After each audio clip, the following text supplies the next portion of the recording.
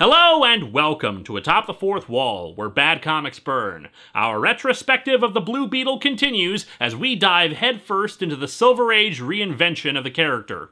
So to talk about the next hero to bear the name, we need to talk about Steve Ditko. Ditko had actually worked at Charlton in the mid-50s, his first work for them being the cover of issue 12 of a comic I mentioned last time, The Thing, which in retrospect is a really weird name for an anthology which does not feature a single creature across all the stories referred to as said thing. After dealing with a bout of tuberculosis, Ditko started working for Marvel, eventually leading him to co-creating Spider-Man. I say co-create because, as I talked about way back in the Amazing Fantasy number 15 review, there's some contention about who created Spider-Man. I'm of the opinion that Lee and Ditko share credit in that regard, though I think Ditko would disagree on that. Speaking of disagreeing, there's a long-held belief that Ditko left Marvel over a disagreement concerning the Green Goblin's identity, that Lee wanted it to be Norman Osborn, while Ditko wanted it to be just some random guy, believing that crime should be anonymous and not somebody Peter knew. Lots of accounts dispute that, including Ditko himself, though it's a story that makes sense when you consider a major thing about Steve Ditko. He is an objectivist, a stern believer in Ayn Rand's philosophies. And we're not here to get into a debate about objectivism, so don't expect any talk about the good or bad parts of it.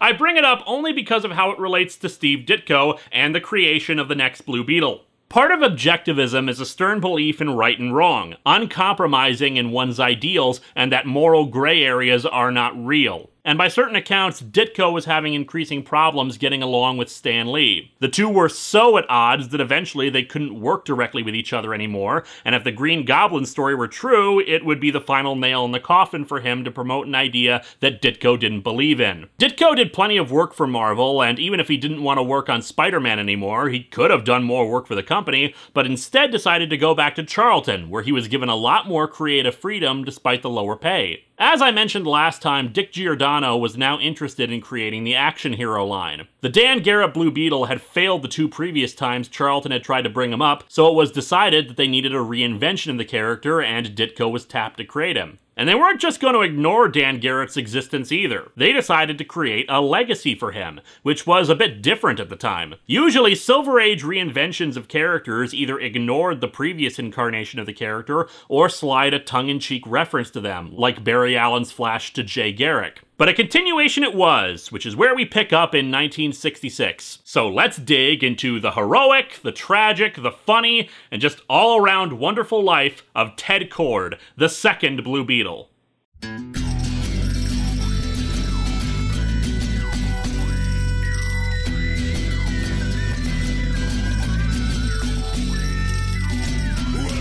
to Atop the Fourth Wall, where bad comics burn.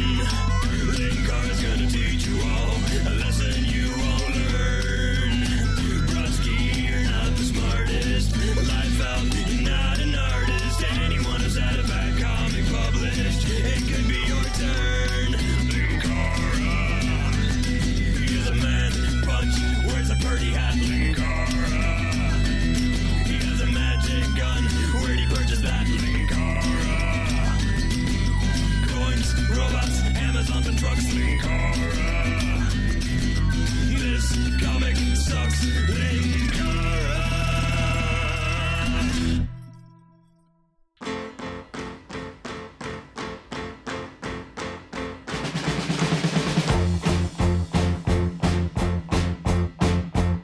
Ted's first appearances were backup stories for Captain Atom, first in issue number 83. Although, as I pointed out last time, Charlton decided that actually having coherent numbering for comics was stupid, so Captain Atom had only changed 5 issues ago from its previous title, Strange Suspense Stories. The 7-page inaugural story allows us to get a good look at the new Blue Beetle while also raising up a whole bunch of questions about him. But first, a bunch of crooks storming around with big sacks that have dollar signs on them. World tensions and international crises are temporarily forgotten in a large seacoast city as more domestic troubles steal into the city's limelight. Giant newspapers overwhelming the city. Will magazines be next? It seems that these bank robbers are the Killer Coke Gang. You see what happens when you don't embrace Cuba Cola? Pepsi and Coke start gang wars!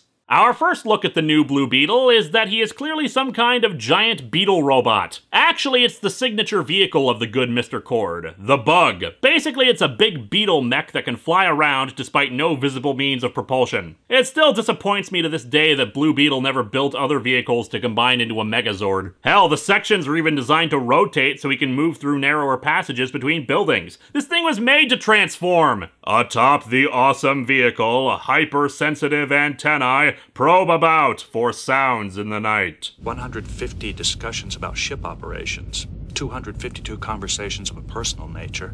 5 couples engaged in romantic encounters. Our first look at Ted himself is from the back. And what did the antennae pick up? Nuts, wouldn't you know it? Nothing but a bunch of late shows on TV. God, I miss Craig Ferguson.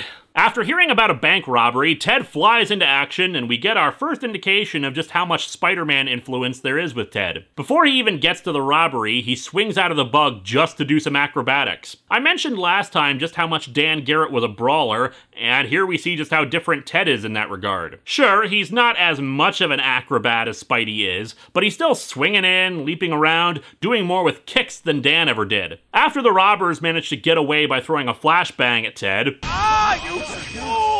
Ted pursues and manages to grab onto their car with the Bug, even swinging them upside down when they try to shoot at him. After giving the crooks over to the cops, there's only one hint of what has come before. Guess that wraps up the first episode in the life of the new Blue Beetle. Wonder what Dan Garrett would say if he could have seen me today. You did a fine job today, Ted, but now you have to do something about Big Dix. What's funny is that Ted's real name is never actually said in this first appearance. That's saved for the second story, where we learn more about Ted's civilian life and his new supporting cast. The first is Tracy, Ted Cord's assistant and love interest at his business, Cord Industries. We first meet her looking into records while trying to figure out if Ted knew what happened to Dan Garrett, but can't find anything. We also know it has something to do with Pago Island. Speaking of, that brings us to Detective Fisher, who also suspects that Ted had something to do with the murder of Dan Garrett. My God! Praying Mantis Man finally caught up with him! Fisher doesn't have any evidence against him, though, and Ted denies any knowledge of who Dan Garrett even is. After the 4 backup stories, Ted got his own 5-issue series. It was likely meant to be an ongoing, but unfortunately, sales for the Charlton Action Heroes line never really got that high. There was supposed to be a 6th issue, and it was written and drawn, but when the 5 issues were canceled, it was instead folded into a later 1976 issue of Charlton Portfolio. The problem was that the Action Heroes line had talent and drive and good characters and the like, but Charlton wasn't promoting them in any way. They were just another comic book on the rack, and the line would soon die off after the Blue Beetle was canceled. Remember, Charlton was all about being cheap and efficient. They'll put the books out there, but beyond that, nope. This will become a bit more apparent in a bit, but let's talk about the brief solo series. As a backup feature, we were also introduced to The Question, where Ditko started letting his objectivist side shine a bit more. I actually wrote like an entire page worth of stuff on The Question, but we have a long way to go, and he really should be given his own retrospective.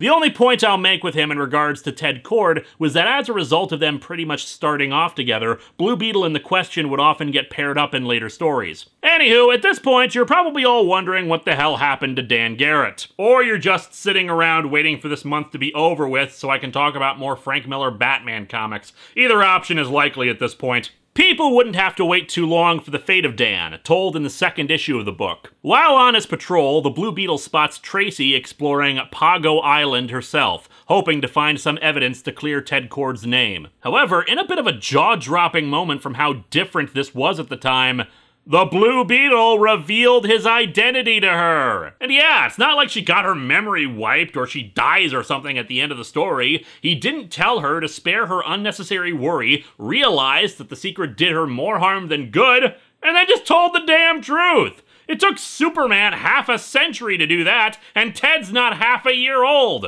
What new spore of madness is this? Ted tells her what happened. Ted's uncle Jarvis asked him to assist in his experiments, but Jarvis wouldn't tell him what the experiments were for. After a lab explosion seemed to kill Jarvis, Ted investigated the lab ruins and discovered film reels and notes about their work. Namely, that it was to build an army of robots that Jarvis could use to, you guessed it, take over the world. Of course! Ted's help had unwittingly given Jarvis the last answers he needed to finish the robots, and he figured the cops wouldn't buy the story, so instead Ted went to his old college friend, Dan Garrett. Because when you need help tracking down a mad scientist building an army of evil robots bent on world domination, you go to an archaeologist.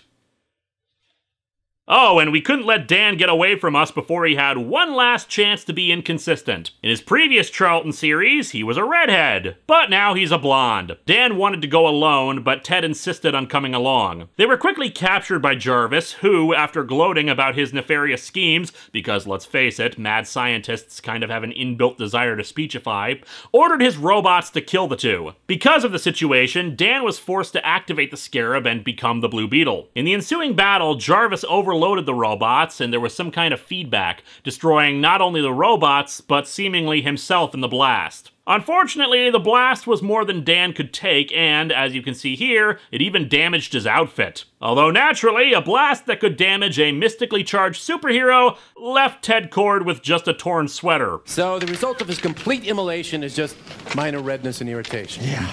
Dan was dying, and there really wasn't time to get him back to the boat to take to the mainland. Ted, you must keep my secret. Promise me you'll carry on. For the Blue Beetle. You can do it. Promise me! How can I refuse? I'm as much to blame as my uncle for this. Okay, first, let me use my telepathic powers to teach you about changing your size, and then how to build a cloaking device. I mean, it makes sense that Ted would take over for him. After all, Sparkington died during World War II. I assume anyway, since that's the last time we ever saw him. Anyway, before Dan could get the Scarab from him, the area collapsed.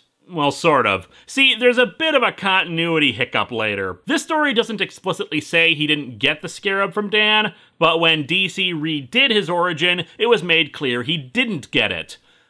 Except in his first appearance in the DCU, he did have the Scarab. An issue of Booster Gold tried to fix the continuity snag in that he got it and then lost it, but really, no, it's just a minor continuity error. Anywho, Ted managed to save himself by the skin of his teeth and was recovered by the local authorities who saw the explosion on the island. Since he didn't want to reveal Dan's identity, or just how bizarre this whole thing was, he claimed to have no memory of what happened. We can assume Detective Fisher was able to piece together Ted meeting with Dan and going off to the island from witnesses and the like. Afterwards, Ted used the resources of his father, who was also a scientist who had gone off on some expedition or something, to build the bug and all his Blue Beetle gadgets and materials. Unfortunately, the robots are still active on the island and a fight ensues, forcing Ted to close off all the entrances to Pago Island and ensure no one else can find the robots because of how dangerous they are. And I'm sure super strong, super powerful robots who survived a major explosion and have a desire to kill things after months of being left alone could never find a way out again. Ted Kord, one of the smartest superheroes in comics, everybody. Issue 3 introduced what are probably Ted's signature villains, the Madmen. They're a bit jokier villains, very acrobatic, and for some reason they stuck around for multiple appearances over the course of Ted's life, even appearing in his final story. We never really get any backstory about who they are or where they come from, a name here or there for individual members, but nothing about why they started doing this stuff. Tracy knowing about Ted's identity meant that she could be his confidant, even help him out when Lieutenant Fisher came around to pester Ted some more. However, Ted was officially clear to the matter when a fake Dan Garrett started walking around. Long story short, he assumed Dan's identity to gain some clout and steal some relics. Everyone assumed Dan was killed again far away from Ted. I unfortunately couldn't get scans of the Charlton portfolio books, where the final issue of the series was published, but even then, issue 5 feels like a final issue anyway. It concerns Ted taking on a supervillain called Our Man. Long story short, it was Ditko's philosophies coming into play again. In this case, the art world is enamored with a statue of a lumpy guy with a visible heart taken out of him, representing humanity as grotesque, weak, and sucky. Nothing like art projects by 15-year-olds. Ted Kord is more enamored with inspirational artwork and statues, as is Victor Sage, the Question, who is cameoing in the main story outside of his backup feature. It makes me wonder if the intent was to help in setting up a Charlton shared universe. I could do an entire episode on this issue alone, since while it's very flawed, it's one-sided in favor of inspirational artwork versus anything cynical, and implies that liking non-inspirational stuff just makes you jealous, no-good hippies.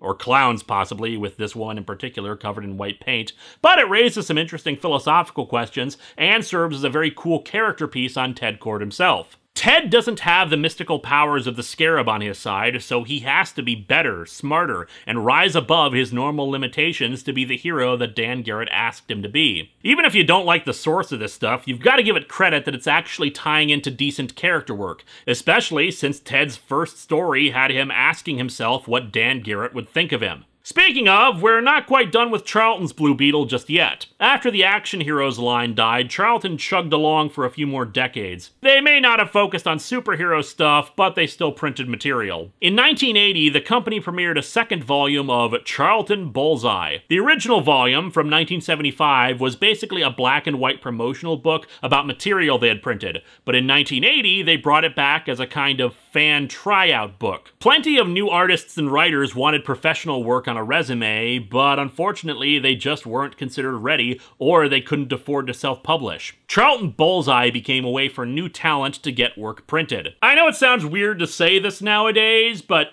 well, they were getting paid in exposure, and this is the rare occasion where that was actually kind of a good thing. Bear in mind, the internet didn't exist back then, and this wasn't about being a freelancer. This was about getting printed work out there. No one was expected to stay doing free work forever, but you could put out your artwork in a book and mail it to an editor at Marvel or DC and say, hey, this is what I can do. After all, a portfolio can only show so much. Honestly, I wouldn't mind seeing this kind of idea done again. Although it's not really as necessary these days, since the internet allows for people to just put their stuff online for anyone to see without that hassle. Anywho, the story isn't anything special, just the Blue Beetle and the Question teaming up to fight against some weird high-tech thief who wants revenge against the Blue Beetle by concocting an overly elaborate revenge scheme involving a giant and stealing the bug. More interestingly, though, is what happened over in AC Comics. See, by 1983, Charlton was pretty much out of business. They licensed out the Charlton characters to AC Comics, another small publisher most famous for the book Femforce, for 1 year. Americomics number 3 featured Ted Kord versus Dan Garrett. Oh yeah! Dan Garrett beats up Ted, berating him for leaving him to die. Burn that uniform! You haven't the right to wear it! Go back to being an overpaid engineer and leave the superheroics to me! I mean, you obviously see how good I am at being a hero as I assault you without cause, asshole! Ted wants to give up, crestfallen over this, even if he's been the Blue Beetle for years at this point. Tracy smacks him across the face with a clipboard and tells him to snap out of it, that clearly this guy is an imposter. Tracy is tough, intelligent, and a scientist. It baffles me that they didn't keep her around for the DC run. In any event, it turns out that this is actually explained by a plot point that had been left unresolved from Steve Ditko's run. After Tracy and Ted had fled Pago Island, the second-to-last panel showed a tube with a super android inside of it that was beginning to wake up. Oh, Dr. Giroux, how many androids did you think up? But no, he's a prototype android left behind by Jarvis, more intelligent and human-looking than the other ones. Basically, it's a Terminator, and it wanted to destroy Ted psychologically without risking a fight. Ted develops a taser to kill the android, but loses it during the battle. Instead, mysteriously, the bug fires out a blast that destroys it, and the implication is that the ghost of Dan Garrett is responsible. Well, Dan had millions of other superpowers, why not add ghost powers to the mix? Ted made one more appearance in AC Comics, in Americomics Special number 1, alongside 3 other Charlton heroes, Captain Atom, Nightshade, and of course, The Question. Together, they formed the superhero team, Sentinels of Justice. Well, not every superhero team can have such a prestigious name as Femforce. Still a better team name than Ravagers, though. Together, the four fought a group of supervillains that included, of course, the Madmen. Also, with his victory over the robot Dan Garrett, Ted and Tracy decided to honor his memory by both dyeing their hair blonde to keep things inconsistent. Although apparently in the intervening years, Detective Fisher has made captain and actually has a private line to the Blue Beetle, summoning him for a meeting with the other Sentinels. It's not very good. Not that it's awful, just that everything's much more exaggerated and over the top with proud proclamations about justice, but without anything really grounding their characterizations. They were pretty much all blank slates. Still, it could have worked with more time and development. Wonder why this team never stuck around. Oh, right. Because worlds lived, worlds died, and nothing was ever the same again. In 1983, Charlton sold all of its properties off to various companies. The Action Hero line was bought by Paul Levitz, DC's publisher, and apparently given to Dick Giordano, now an executive editor at DC, as a gift. The timing couldn't have been more perfect. In 1985, DC celebrated its 50th anniversary with one of the first company-wide crossover events ever, and also one of the best. Crisis on Infinite Earths sought to reboot the DC universe to launch the company into its next age, combining the myriad parallel Earths into one cohesive DC universe. For all the good and bad things that resulted from that decision, in the end, Crisis on Infinite Earths was a big-ass story starring everybody in the DCU. Obscure characters people hadn't heard of in years stood alongside familiar faces. It is a story that spans from the beginning of the universe itself to the end of time, from cosmic deities engaged in metaphysical battles for dominance, to one dude flying around a city dressed like a dung beetle. Unfortunately, Ted doesn't do much in it, but I cannot oversell enough how big a deal it is to see Ted here. Crisis on Infinite Earths was one of the first huge major crossover events. They didn't have the same kind of jaded attitude about them that we do now. This was DC's big 50th anniversary event, and right in the first issue, they're pushing a guy they had only recently bought, but had never had a hugely successful run on his own. He was a tiny bug in a big hive, but he was standing alongside Superman and treated as an equal, which is why his treatment later on feels all the more baffling. He appears in the first issue, having apparently been absent for several years, according to some crooks, and then whisked away by the cosmic being known as the Monitor to help oppose his antimatter counterpart, the Anti-Monitor. It's here where we have that continuity hiccup I mentioned earlier concerning the Scarab. While fighting the Anti-Monitor's minions, Shadow Demons, one touched Ted and burned his arm. However, the Shadow Demon explodes, which Ted attributes to the Scarab from Dan Garrett.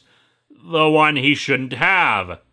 Whoops. In any event, when the crisis ended and only one Earth stood, Blue Beetle was launched into his own solo series that lasted for 24 issues. Len Wein, who had co-created Swamp Thing, specifically asked to do the book. He said he wanted to do it as the Spider-Man book that Marvel wasn't doing at the time. Although it would be the Spider-Man book that they were doing in 2016 with Peter in charge of his own company, but that's a story for another day. Tied in with that is that he wanted to do it as a tribute to Ditko, since he was a fan of the Charlton Blue Beetle issues. Again, even more baffling that Tracy wasn't brought into this. His first outing sees him combating a new supervillain called Fire Fist, who's, well, setting a building on fire. Oh no! Bug types are weak to fire! Still, the first issues establish our new status quo. Ted is in charge of Cord Omniversal Research and Development, with his secretary Angie, and her massive 80s glasses, chemist Duncan, and girlfriend Melody. Detective Fisher remained around though, but aged a bit and now restarting the investigation into Dan Garrett's murder, which had been ruled an accident. It's not an exaggeration that Len said that he wanted to make it like a Ditko Spider-Man book. There's even a sequence in the second issue where Ted is buried under some rubble and has to lift the heavy pile off of him while thinking about how much he has to live for. A tribute to Spider-Man, or continuing in the grand tradition of the Blue Beetle ripping stuff off? You make the call.